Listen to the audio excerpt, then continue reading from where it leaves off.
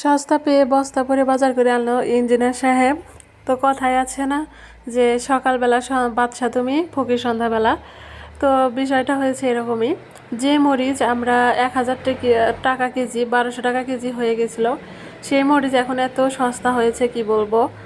তো মাত্র 13 টাকা কেজি কিনে নিয়ে এসেছে এই 6 কেজি মরিচ।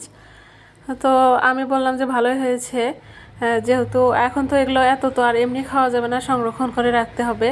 তো আমি বললাম যে এত আনার কি দরকার ছিল, অল্প করে আনলেই তো হতো। তো বললো যে ফ্রিজে রেখে দাও। তো এখানে শুধু কাঁচামরিচই না, কিছুটা ধনিয়া পাতাও এনেছিল, আবার 2 কেজি সিম এনেছে, পেঁয়াজ এনেছে। তো যাই হোক, এগুলো সব কিছু এখন সুন্দর করে রেখে দেবো। এখন কিছুই করব না, যেহেতু রাত করে এনেছে। মাত্র 13 টাকা কাঁচামরিচ, ভাবা যায় বলেন? 6 কেজি 80 টাকা নিয়েছে, তো 13 টাকা এরকমই পড়েছে আর কি। তো যাই হোক, এখন আমি আর কিছু করব না, যেহেতু রাতে নিয়ে এসেছে হাট থেকে। হাটে অবশ্য কমই পাওয়া যায়, সেজন্য হাটে থেকে নিয়ে এসেছে একদম টাটকা মরিচ, আজকেই তুলে নিয়ে এসেছে। মানে এত ঝাল, মানে মানে একদম বাড়তি মরিচ বলে আর কি। তো অনেক ঝাল মরিচ। তো এখন সকালে রান্নাবান্না করে খেয়ে দিয়ে অফিসে চলে গেছে ইঞ্জিনিয়ার সাহেব। তো ভাবলাম যে এখন এগুলো আমি পরিষ্কার করি। তো এগুলো সব কিছু আগে ভালোভাবে পরিষ্কার করে নিয়ে এলাম। মরিচের বোটা ফেলে দিলাম, কারণ বোটা থাকলেই তো মরিচ পচে যায়। তো আমি এখানে 4 ভাবে সংরক্ষণ করব। তো একটা হচ্ছে, আমি কিছু মরিচ এখানে রোদে শুকাতে দিচ্ছি। তো কিছু মরিচ আমি এভাবে শুকিয়ে নেব। তো আমি একা একা করছিলাম না, আমার সাথে একটা ভাবিও ছিল, যেহেতু অনেকগুলো মরিচ একা একা বোটা ফালাতেও অনেক সময় লেগে যাবে। তো দুজন একসাথে ছাদের উপরে এগুলো করতেছিলাম। তো আমি একটা টিনের উপরে এই মরিচগুলো দিয়ে দিলাম। এগুলো এখন 3-4 দিনের মতো শুকিয়ে নেব। তো এখন আসি দ্বিতীয় পদ্ধতি, আমি যেভাবে আর একটা পদ্ধতিতে সংরক্ষণ করব। তো আমি একটা পলিথিনে কাঁচামরিচগুলো দিয়ে দিচ্ছি। এখানে আমি 3টা পলিথিনের মধ্যে সংরক্ষণ করব। তো এগুলো হচ্ছে আমি ডিপে রেখে দেব। তো এই মরিচগুলো পলিথিনের ভিতরে একদম বোঝাই করে রাখবো না, অনেকখানি জায়গা ফাঁকা রাখবো, যাতে মরিচগুলো বরফ হতে একটু সুবিধা হয় আর কি। তো এই তো আমি কিন্তু 3টা পলিথিনে, বড় বড় পলিথিনে করে নিয়েছি, আর অনেকখানি কিন্তু জায়গা করেও রেখেছি। তো 3টা পলিথিন হয়েছে। এবার এই 3টা আমি এখন ডিপ ফ্রিজে রেখে দেব।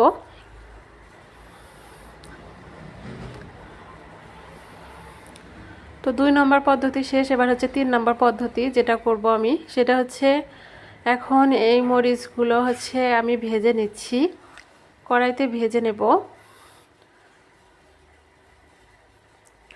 তো একটু ভাজা হয়ে গেলে কিন্তু এর ভিতরে আমি হচ্ছে তেল দেব। তেল দিয়ে ভেজে এটা কিন্তু আমি বেটে নেব। তো আরেকটি কথা, যারা আজকে আমার চ্যানেলে প্রথমে এসেছেন, প্লিজ আমার চ্যানেলটিকে সাবস্ক্রাইব করে পাশে থাকবেন। ভালো লাগলে অবশ্যই লাইক, কমেন্ট অ্যান্ড শেয়ার করবেন। তো কিছু পরিমাণ তেল দিয়ে দিলাম, তেল দিয়ে এটা আরেকটু ভেজে নেব। এভাবে যদি ভেজে বেটে রাখা হয় তাহলে কিন্তু অনেক দিন পর্যন্তই ভালো থাকবে। আমি কিন্তু নর্মাল ফ্রিজে এটা 10-15 দিন সংরক্ষণ করে রেখে খেতে পারবো। আর যদি বেশি দিনের জন্য হয় তাহলে কিন্তু ডিপ করেও রাখা যাবে, কোনো সমস্যা নেই। তো আমি এখন নর্মাল ফ্রিজে রেখে দেব এটা।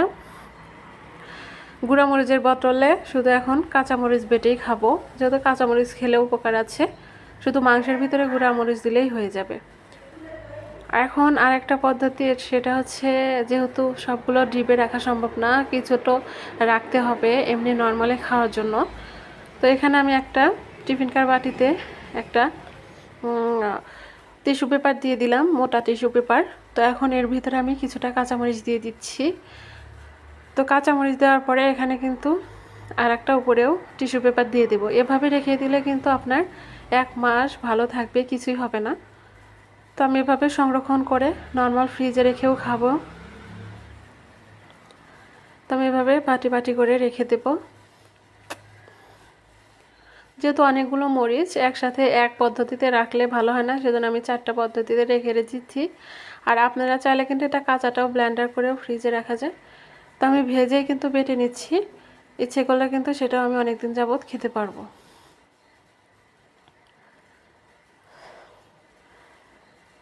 তো এবার ঢাকনাটা লাগিয়ে ফ্রিজে সংরক্ষণ করে নেব।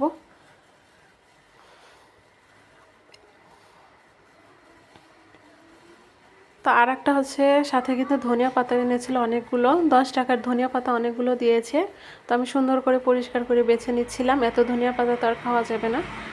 আর ধনিয়ার পাতা ভর্তা খেতে খেতেও আর খেতে ইচ্ছে করছে না, তাই ভাবলাম যে এখন আসলে যখন বেশি দাম দিয়ে কেনা হয় তখন কিন্তু খেতে ভালোই লাগে, এখন সস্তা তো সেজন্য আর খেতে ইচ্ছে করছে না।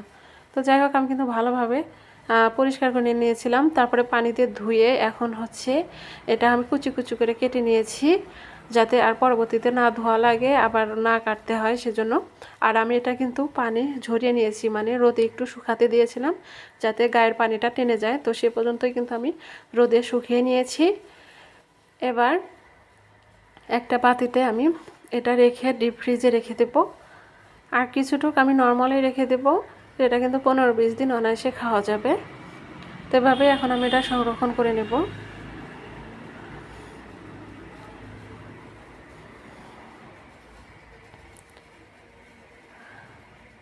আর কিছুটুকু এই তো ধনিয়া পাতা পলিথিনের ভিতরে রেখে দিচ্ছি, এটা আমি হচ্ছে নর্মালে রেখে দেব।